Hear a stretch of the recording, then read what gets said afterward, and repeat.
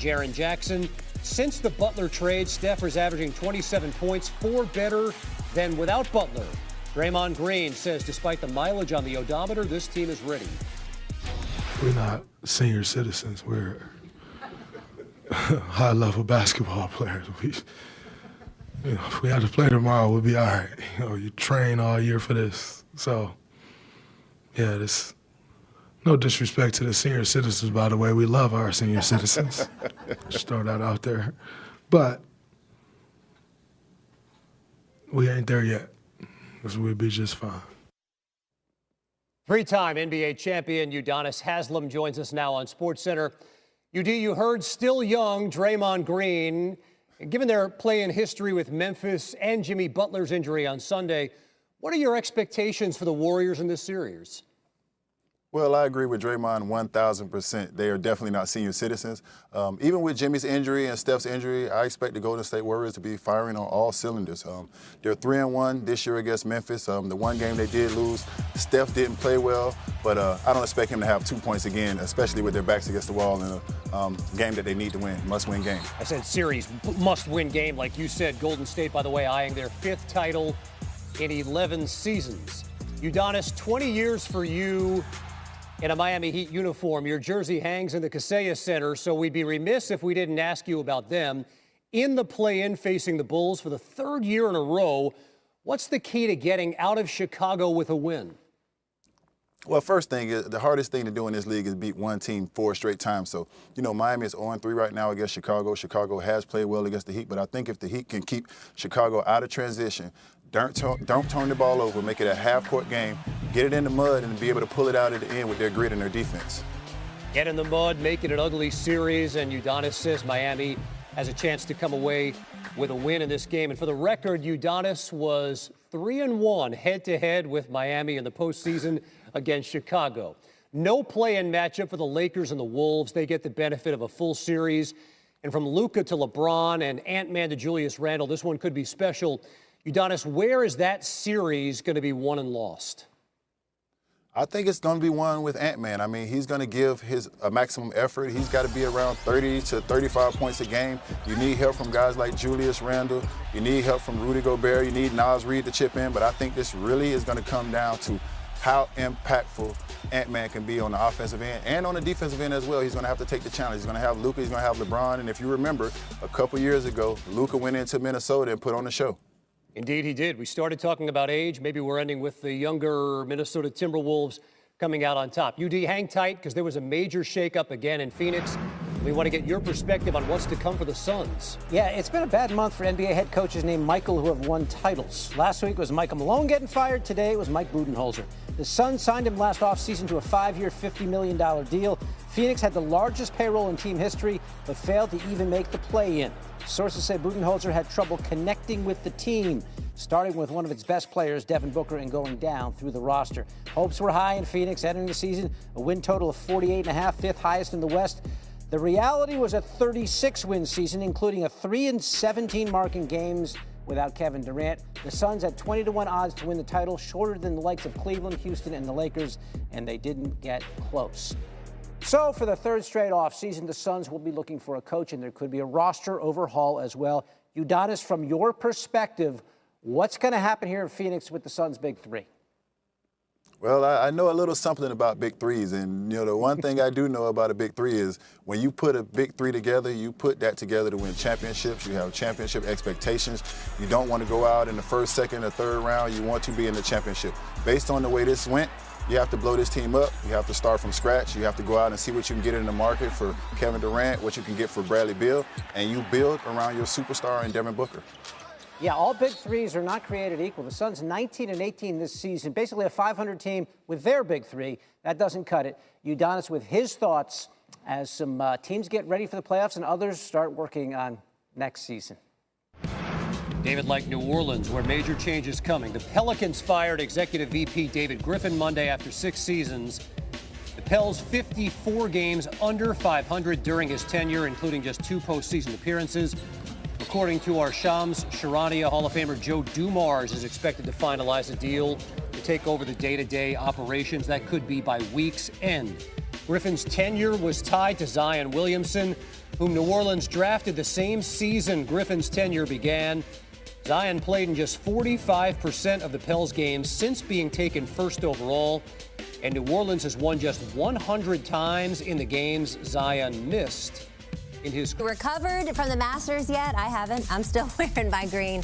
What a win by Rory McIlroy, but that wasn't the only drama of the weekend. No, it was not. The NBA regular season also came to an end, and the playoff bracket has been set, and that's exactly where we will begin today. The 2025 NBA playoffs will tip off on April 19th following the conclusion of the play-in tournament. 16 teams, 8 from each conference, as you see right there, will compete for the championships. Teams seeded in 7 through 10, though, in each of those conferences, those teams will compete in the play-in tournament to determine the final 2 playoff spots, which start tomorrow on April 15th. And with that, let's welcome in our first guest of the hour, NBA analyst for CBS Sports and co-host of the Beyond the Arc podcast, John Gonzalez. I love talking to you every Monday here, John. We just saw the bracket there. Now it's getting good, right? I feel like the last couple seasons of the NBA, we've just been trying to get to this point. But when you look at the Eastern Conference play-in teams, you got the Hawks, the Magic, the Bulls, and the Heat. Who, if any, do you think can make a deep playoff run? Yeah, it is getting good, Katie. This isn't part of the good part, though. The Eastern Conference play-in, who can make a play-in run, playoff run, rather, from the play-in group? None of them. These are not good teams. They play in the Eastern Conference, and they're at the back end of the Eastern Conference, only by the grace of the Raptors and the Nets. And the Sixers are their worst teams in the Eastern Conference, the Hornets and the Wizards, too. The Magic can't score, put them aside. The Hawks don't play defense, despite the fact that they have Dyson Daniels. The Heat had a disastrous season, trading away Jimmy Butler and trying to empower Tyler Hero and Bam Adebayo, who are very good players, but obviously not good enough to buoy the entire Heat. I'll say this. The Bulls, I hope that they get out of the play-in because at least they're fun and entertaining to watch now with Kobe White and Josh Giddey and Mattis Buzelis. They haven't been good and fun and entertaining in a while, Katie. So I guess that's a small thing in a group that's not very good. All right, so not mincing your words here or taking into consideration the feelings of the fan bases that we just talked about. None of y'all are getting far in this one, but John, let's move to the Western Conference play-in teams. The Warriors, the Grizzlies, Mavs, and the Kings. Are any of these teams capable of making a deep run? Several of these teams, and I think you'll be happy to hear that I like the Golden State Warriors to make a run, to get out of the play-in, to get into the playoffs proper, to do some real damage. Yes, they lost to the Clippers in overtime on the final day of the regular season. Could have made them, Katie, your Golden State Warriors, a playoff team proper. Now they got to go the long way around. That's a tough one. Jimmy got banged up. He took a knee from Kawhi Leonard. Steph has a thumb injury. It's all taped up. Steve Kerr, their head coach, said that they've basically been playing playoff games for 2 months. That sounds like a bad thing.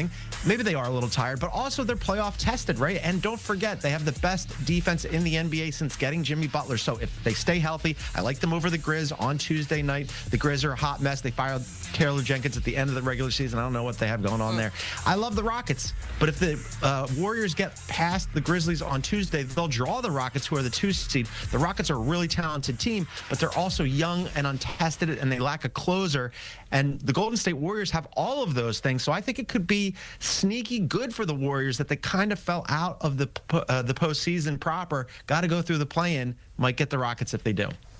Well, I hope so. I have to tell you, Sunday was a stressful date for me. I had money on Rory to win the Masters. I had 2 of my TVs going. I was looking at the Dubs, hoping that they would get the actual playoff spot, not be dunked down to the play-in. And both of those going into overtime. Dubs let me down. Fortunately, Rory did not. But I'm happy to hear you think they can go far because the team is frustrating. And to your point and Steve Kerr's point, they have been playing playoff games for 2 months. Maybe it's a good thing. Maybe it's not. But one thing we do know about these Warriors is, you said, you can never count them out in a best-of-7 scenario. So Eastern Conference playoff picks. Let's start with round 1 and then take us all the way up to who you think in the East will make it to the finals. All right, in the East, we can pretty much skip over whoever comes out, as I said, of the play-in. Apologies to those fan bases. I do have a friend in Chicago, and he is at least excited about watching good and fun basketball, so this is a bonus for them. I think that they're going to get trounced by the Cavaliers. Same with the Hawks if they draw the Celtics. That 3-6 matchup here, Katie, that's the one that I'm really focused on. It's the Knicks and the Pistons. The Pistons are playing with house money here. They tripled their win season from their win total from last season. J.B. Bickerstaff could have some real attention as coach of the year. I think it's going to be Kenny Atkinson. They've got a top 10 defense. They've got Cade Cunningham, who's an all-star and is going to make All-NBA. You see that I picked the Knicks. It's because I'm a coward, Katie. All these things that I'm telling you, I want to pick the Pistons. I think the Pistons have a real shot to upset the Knicks, but I'm not going to do it. I'm going to go with chalk, and I'm going to take the Knicks. And then I've got the Pacers against the Bucks, and the Bucks won that season series 3-1, but Giannis is healthy. Dame has a blood clot. He's clear to return. Who knows when, though, is the problem. I think the Pacers are just a professional basketball team with Tyrese Halliburton and Pascal Siakam. So, yeah, give me the Pacers in the first round to round out the first round group in the Eastern Conference.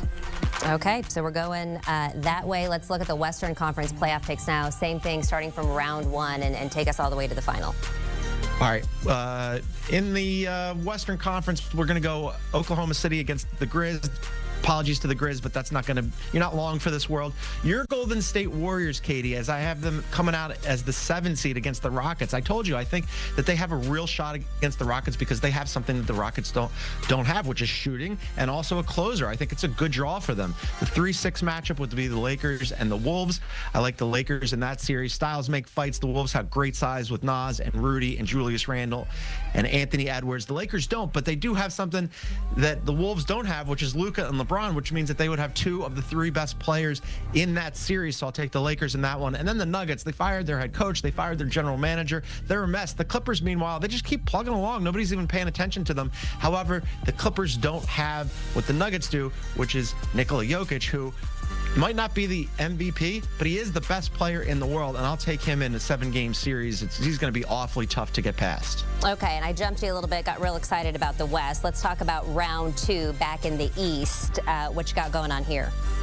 All right, we have round 2, Cavs against the Pacers. Again, the Pacers last year, they make the Eastern Conference Finals. It's a nice season for them. Anytime that they can win a playoff series, that's good for them. But this is going to be a sort of thank you for coming for the Pacers because they get bounced out by the Cavs, who have been the best team in the East all year. And then the Celtics. This is muscle memory kicking in. As I said, I would not be surprised if they end up playing the Pistons in the second round. But I've got the Knicks here because I do have some Knicks fan friends, and I want good things for them. And they do have a fantastic starting 5. I just don't think that they'll be able to get past Boston. The defending champs, just too much for them. So those 2 teams advance to the Eastern Conference Finals. Yeah, they've struggled against some of the best teams in the league all season long, so I'm with you.